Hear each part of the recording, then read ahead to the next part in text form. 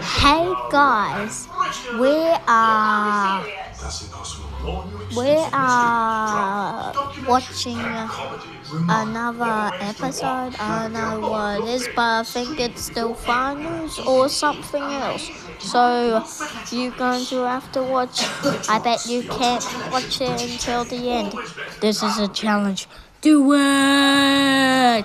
Let's go! There's just an ad though, so let's wait. I need to go toilet. I'm just gonna go toilet. Wait, hang on. Engine that never skips a beat. The new CR-V. Honda, the power of dreams. I need to go toilet. Okay, I'm gonna pause the video. Bye. Just join any combiners to catch the couple on their whirlwind. What? I forgot what's the light. What? Go back up on that. We're watching. Okay, I'm back. Come Live, the greatest showman circus spectacular. I'm back. Opens 19 May at the Entertainment Quarter, Sydney. Okay. Oh, here we go.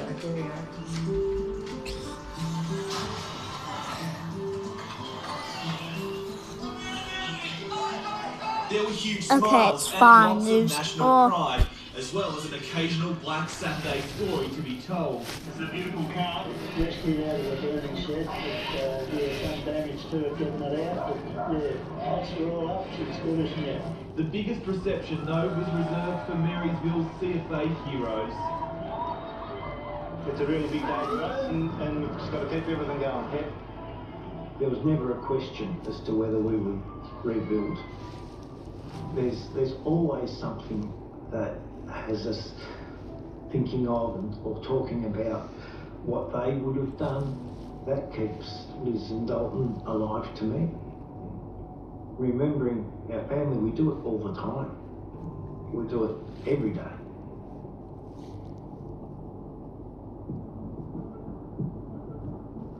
Black Saturday, this was the biggest peacetime loss of life in Australia. 10 years after the devastating Black Saturday bushfires ravaged Victoria, communities gathered at the Royal Exhibition Building in Melbourne to commemorate the tragedy.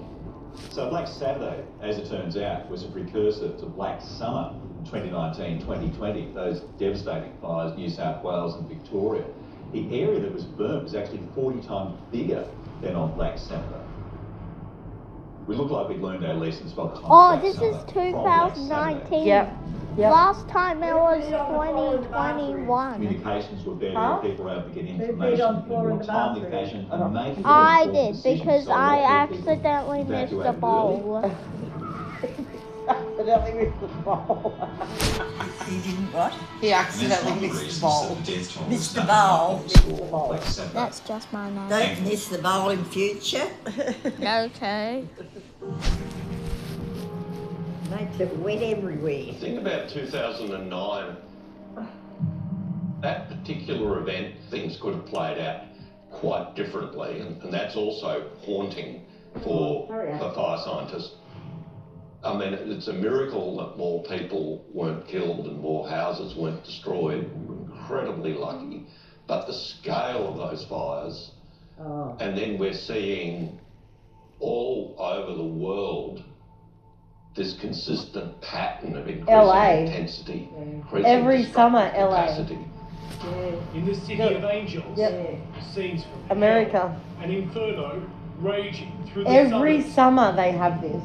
Homes crumbling as they're devoured by flames. I think Black Saturday bushfires clearly scarred us as a nation. We then see what happened with the wildfires in California, and we all wonder, could that happen here? That's not pretty. Home after home after home on fire more than 24 hours after this blaze first broke out. The strength of the wind shows you the danger of this fire.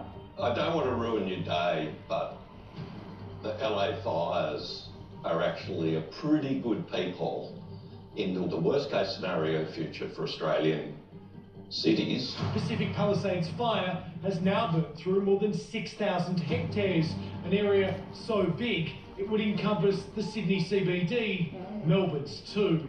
People in this area, they're still in. Oh, God, get out of there, mate. Whoa. Yep. Whoa. Hurry The up. thought of us having to go through something like we saw in LA chills me. I wouldn't want anybody to suffer the losses that we lost.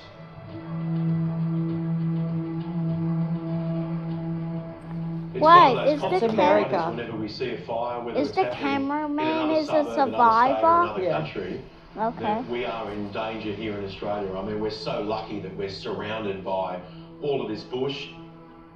The reality is, when a fire takes hold, those trees become fuel.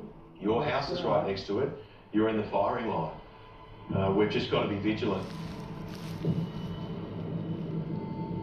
I think the impact also of Black Saturday is that bushfires are not something that we're seeing once every couple of decades. It's something that we now expect each summer.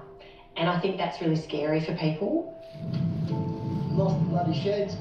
Where's your shirt, mate? And it's just now a part of life here in Australia. But everything else is gone. Everything's gone. So if we want to solve these problems, humans are fantastic at solving problems. But it's going to require leadership. It's going to require changing the way we think about being Australians. I'm Australian. You are, baby. Yeah, I was born in Australia. Yep. And that's what happens in Australia, bushfires. But look, this is another bad story. Here is Prince Andrew, 7 months old, as bonny a baby as any proud parents could wish. There was this element of a fairy tale in 1960, principally because Andrew was the Called first a child born to a Chihuahua. reigning monarch in over 100 years. Did you see the Chihuahua? A corgi, I'm sorry, a corgi. I thought it was a Chihuahua. No. I think the Queen was just entranced by him. Yeah, he was this beautiful, chubby, laughing baby. And of course he became incredibly spoiled by everyone in the palace, not just his mother and father. Prince Andrew, 5 last February, probably feels quite senior now that he has a baby brother. Nobody ever said no to him. He could do anything he wanted, and he did. As a baby, he wanted attention. As a child, he wanted attention, and as an adult, he wants attention. And he did use his royal status very much to protect himself. Poo-pooed, actually. It's not the sort of thing that one should do. Andrew This is old. waiting It's to so happen for old. most of his life. When was this? Like 1960? Name is Buffoon Highness. He's rude, he's arrogant, and he's entitled. But we didn't know the depths of his depravity. These are the latest pictures of the man formerly known as Prince Andrew. He was staying with Jeffrey Epstein. But my hand hurts from holding the It camera. was the first and only proof that there was a friendship between Epstein and Prince Andrew. Bombshell arrest for the Jeffrey Epstein investigation. Prince Andrew has been arrested. No one could possibly have known how the story was going to unwind. The Bonnie baby being presented to the adoring public in 1960 was to do immense damage to the reputation of Britain and the royals on the world stage. Each family often has a bad apple. This bad apple has been rotten for a long time. Ooh, I like this. Let's delve into this. Is that? Oh no, there's more. A very significant development in the investigation into the Epstein files, and Andrew Mountbatten Windsor has been arrested this morning on suspicion of misconduct in public life. The files have been devastating for revealing the greed and the sort of entitlement that goes to the very heart of Andrew. Jeffrey Epstein was providing him with a never-ending cocktail list, it seems, of attractive, very presentable young women, and on countless occasions he was forwarding confidential British government information to Jeffrey Epstein, where Epstein would have been given some kind of financial advantage if he wanted to. He was arrested by Thames Valley Police for misconduct in public office, which is extremely rare. I mean, I prosecuted several times involving police officers, prison officers, that kind of thing, but it's a very rare charge. I wouldn't want to be Andrew Mountbatten Windsor. The penalty goes up to a maximum of life imprisonment. It is as serious as homicide, and if you are guilty of these offences, then you should go to prison. An arrest of this magnitude involving the sibling of a reigning monarch has no precedent in modern British history. Your Majesty, how are you feeling after your brother's arrest? The last war to be arrested was in 1647. That is how significant it is, that it sends out a message that it doesn't matter who you are, it doesn't matter what your status is, you yourself will be held to account. Yeah. I think Prince Andrew's brought everything that has happened to him upon himself. So I don't feel sorry for him. I feel that he has to pay his penance. 100%. The first time I met him was probably in Los Angeles on a royal tour. We'll be in California for 9 days. It's a full and tiring program of events based around a UK Los Angeles Arts Festival. I wasn't daunted by him. I certainly would be knowing what I know about him now, but I wasn't daunted by him, so I was quite sort of cheeky. Then, on subsequent times that I've met him, he's been very dismissive and rude, I have to say. If you go back in history, I think his fate was probably really set.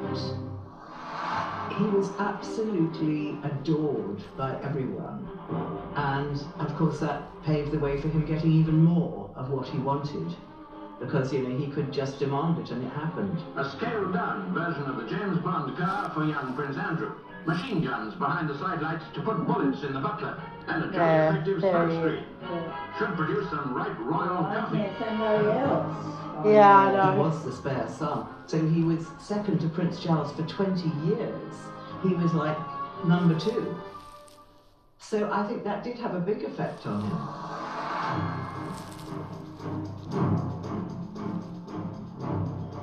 I encountered Prince Andrew on many occasions during my years as a frontline royal reporter, and Andrew represented a sort of a special challenge, if you like.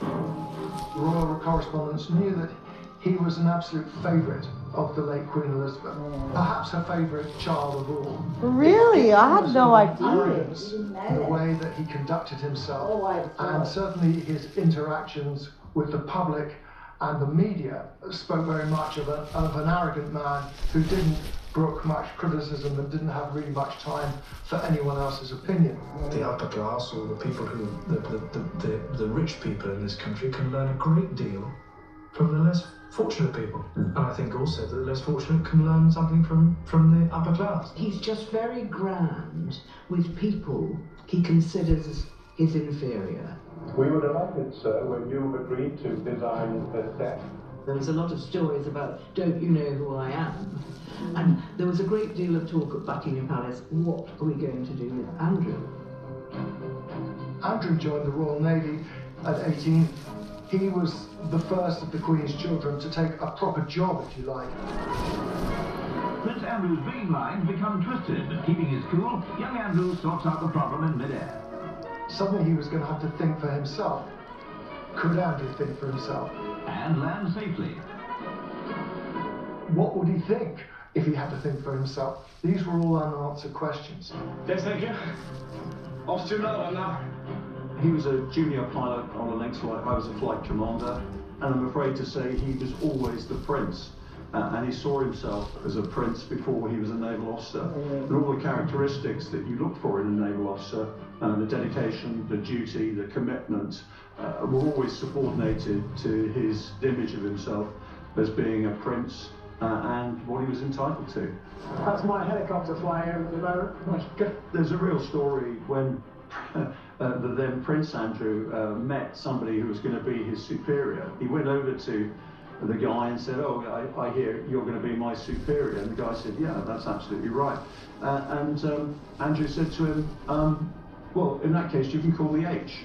And the guy said, "But your name's Andrew, why would I call you H?" He said, "Well, it's short for HRH, His Royal Highness." And the guy said, "That's fine, H, you can call me sir." Prince Andrew was on the same squadron as me, 820 Squadron.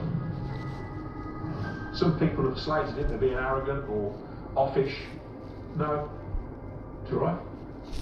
And he wasn't a prince in the end, he was just a member of the crew. Simple as that. He couldn't operate being a prince, being all princely. He was a pilot, first and foremost. And then there was a sort of pivotal moment when in 1982, Britain found itself at war with Argentina. Within the past hour, the Ministry of Defence announced important progress in the battle to recapture the Falklands. Right and proper thing for the Prime Minister to do is to say, should Prince Andrew go? And the answer from here would have been quite simple. Well, of course he should go. So Andrew found himself sent out on an aircraft carrier. He did have a very dangerous job.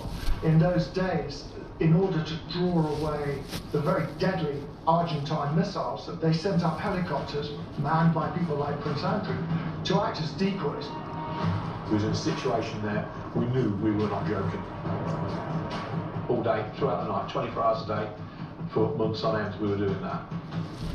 Characters definitely held up under fire on more than one occasion. He didn't falter.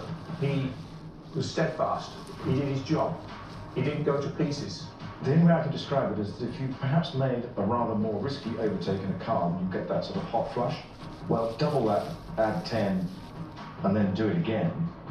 That's how hot and sweaty it became inside That's my around the time he was immersion with suit at that particular moment. Jeffrey Epstein. You could see, like, that's how young he was when Andrew came back from the Falklands War, and I remember being there on the quay at Portsmouth. His mother was there, his sister was there, and he sort of bounced down a gangplank and he had a rose clamped between his teeth, a red rose. It was a huge, huge national celebration of relief, I think, but also of great pride. A lot of that pride was reserved for the young Prince Andrew. The war certainly elevated his public image into the stratosphere, because here we got a gorgeous-looking prince. He's a hero because it was the Falklands War. Would you accept an invitation from the prince? Sure, would I, yes. And we all thought, this is just magical. He was very good looking back in the day. Very soon he was exploiting that very good press that he had, and soon he had another nickname, if you like, that the press gave him. This nickname. Oh, this name. Which nickname? Randy Andy. Why Randy? Well, because Andrew seemed to have a lot of girlfriends. You know, movie stars, television presenters, Andrew dated them all. It would appear that this newscast, or many other newscasts, would be incomplete without the latest on Britain's Prince Andrew and his current girlfriend, film actress Koo Stark. Oh, Koo Stark. I mean, of course, we had no idea of how randy he was at the time.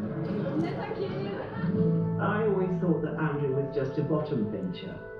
Very few people did realise Bottom pincher. The depths that Andrew fell into.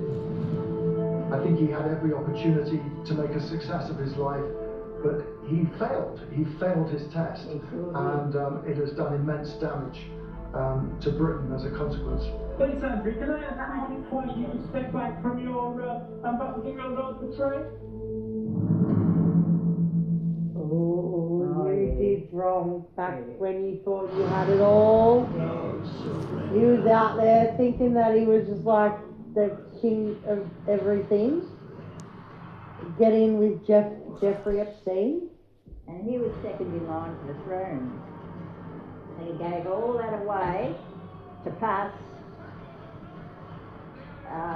information, political information from Britain onto Jeffrey Epstein. And Jeffrey Epstein and also would sell it to all the sex traffic kids. Like, I've been reading the Epstein files. You can. It's public knowledge now. There's kids young as 14. That's all. They get like, invited that's over all. to Epstein's So house to massage him, bye. and then the